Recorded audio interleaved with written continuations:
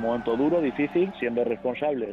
Bonjour, c'est Nicolas Poincaré. Bonjour, c'est Fabien Randrian-Aressoa. À quelques jours du déconfinement, nous savons déjà que nous ne retrouverons pas le chemin des stades, des bars ou encore des festivals, précisément les lieux où s'est joué le destin de la pandémie il y a plusieurs mois. On vous explique.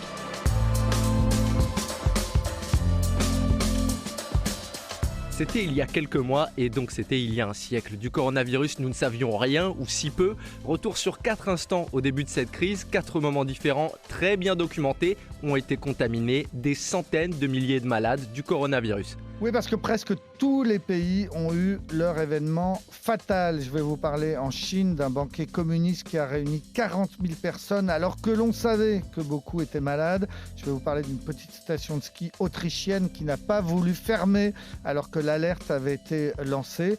Puis on va parler aussi d'un terrible match de foot en Italie et d'une manifestation féministe en Espagne.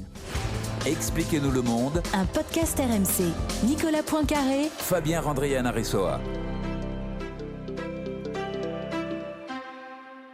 Commençons par le commencement. À Wuhan, l'épicentre de l'épidémie, à la mi-janvier, le Parti communiste chinois organise un énorme banquet, tout en sachant déjà le danger que représente le coronavirus. Oui, parce qu'on est le 18 janvier, c'est-à-dire à 6 jours seulement du confinement. En fait, on est dans cette période de 3 semaines que l'on reproche tant aux Chinois, c'est-à-dire entre le moment où ils ont appris que le virus était dangereux et très contagieux, tout à fait à la fin du mois de décembre, et le moment vers le 21 janvier où ils ont officiellement admis. Donc on est dans cet entre-deux. Et ce jour-là, c'est effectivement un énorme banquet qui est organisé puisque 40 000 familles ont été invitées à un dîner-spectacle organisé par le Parti communiste. Il y a plus de 13 000 plats qui ont été servis. Et ce qui est très frappant, c'est de voir les journaux du lendemain, le journal local de Wuhan, qui félicite les participants d'avoir accepté de venir à cet événement majeur, malgré, dit le journal, malgré la fièvre, la toux et la maladie. Bravo aux gens d'avoir surmonté tout ça pour venir à ce grand événement. Ça veut bien dire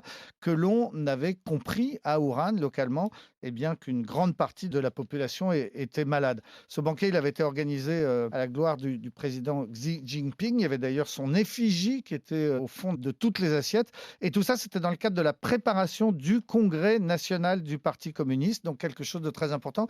Et c'est sans doute pour ça que personne n'a osé l'annuler, parce que c'était un événement majeur du parti. Et par la suite, le responsable du Parti communiste de Wuhan a été limogé et il a dû faire son autocritique à la télévision et dire à quel point il se sentait coupable d'avoir maintenu ce banquet.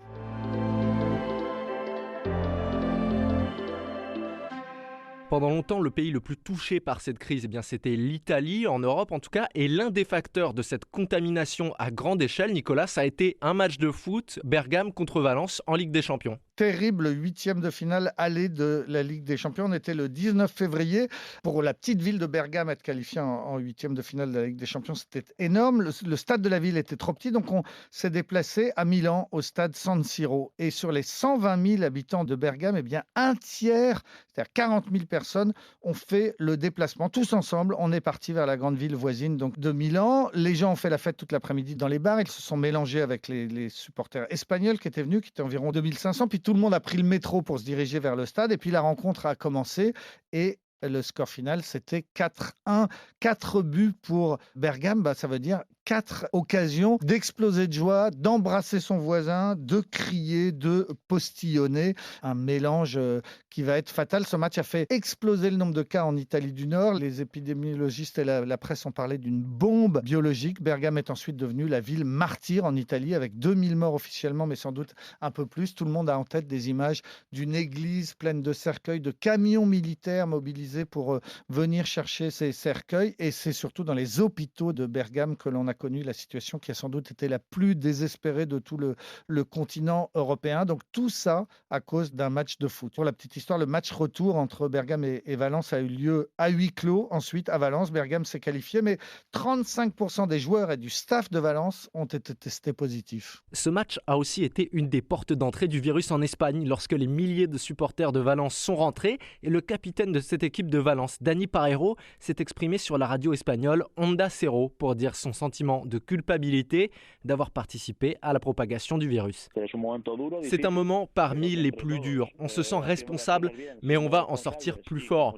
C'est juste dur de penser que 3000 personnes sont venues nous voir jouer à Milan pour un match important et peuvent avoir mis en danger d'autres vies.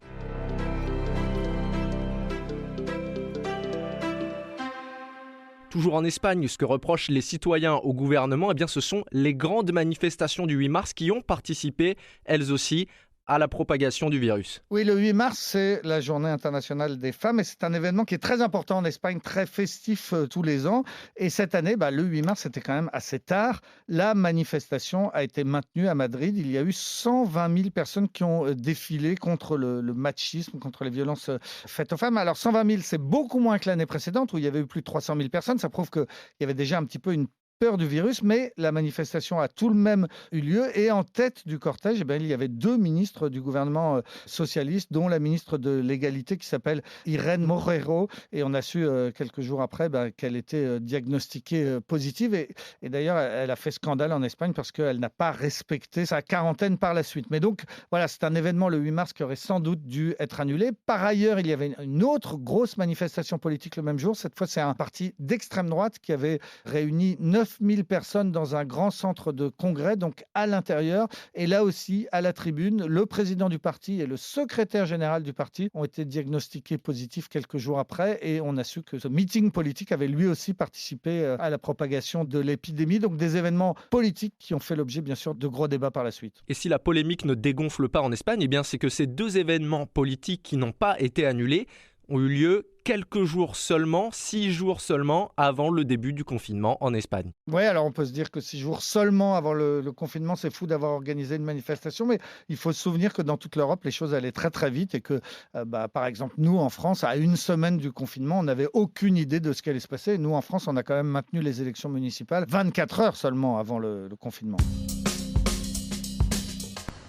Déplaçons-nous maintenant un peu plus au nord de l'Europe, en Autriche, où des milliers de skieurs, notamment allemands, ont été infectés dans une station de ski branchée du Tyrol. Oui, alors ça s'appelle Ischgl, je crois que ça se prononce comme ça s'écrit ISCHGL, beaucoup de consonnes, une seule voyelle. Rien qu'en prononçant le nom, on a envie de postillonner. En tout cas, donc c'est une station très branchée, très connue pour son après-ski qui attire des fêtards, une jeunesse dorée qui vient principalement de l'Europe du Nord. Et puis il y a plusieurs bars, mais il y en a un qui est très connu, qui s'appelle le Petite Cloche. Et à partir de 15h, tous les skieurs sont là à boire de la bière. C'est archi bondé. Les serveurs se déplacent avec un sifflet à la bouche pour se frayer un passage au milieu des clients, mais surtout pour mettre de l'ambiance. Ça fait partie du folklore, sauf que ces sifflets, ce sont de véritables fontaines à postillons. Les jeunes skieurs jouent aussi à ce qu'on appelle le beer pong, c'est-à-dire qu'on joue à lancer des balles de ping-pong dans la bière des uns des autres, et puis on touche cette balle, et tout ça, voilà comment se sont contaminés des centaines et des milliers de personnes. Alors, l'alerte a été donnée curieusement à 4000 km de là par les Islandais, parce que l'Islande est un des pays qui a été les plus sérieux dans ses méthodes de dépistage, qui a même eu en tête de dépister l'ensemble de sa population. Bref, le 2 mars, il y a un malade islandais qui est dépisté à son retour à Reykjavik et qui dit qu'il rentre de cette station de ski. Puis il y en a 3 autres qui rentrent de la même station et on s'aperçoit qu'ils n'étaient pas dans le même hôtel, mais qu'ils ont tous fréquenté le même bar. Et puis quelques jours après, il y en a encore 8 autres. Ça fait 12 au total. Les autorités islandaises ont donc tout de suite compris qu'il y avait un problème avec une station de ski, avec un bar en particulier. Les autorités autrichiennes ont été alertées par les Islandais. La station de ski, à son tour, a été alertée, mais cette station de ski a pris une décision terrible, c'est de rester ouverte parce que les enjeux économiques étaient trop importants, parce qu'il n'était pas concevable d'arrêter la saison comme ça alors qu'elle battait son plein. Et résultat, 9000 Allemands ont été contaminés, 1000 Autrichiens, 1000 Scandinaves et des centaines de Belges et de Néerlandais. Et depuis, il y a plus de 5000 plaintes qui ont été déposées par des malades contre la station de ski.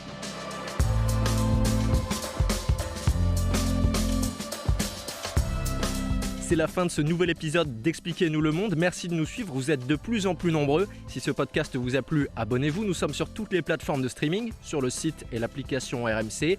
Prenez soin de vous, à la semaine prochaine. À la semaine prochaine, Fabien. Retrouvez Nicolas Poincaré dans Bourdin Direct Tous les matins à 7h50 sur RMC.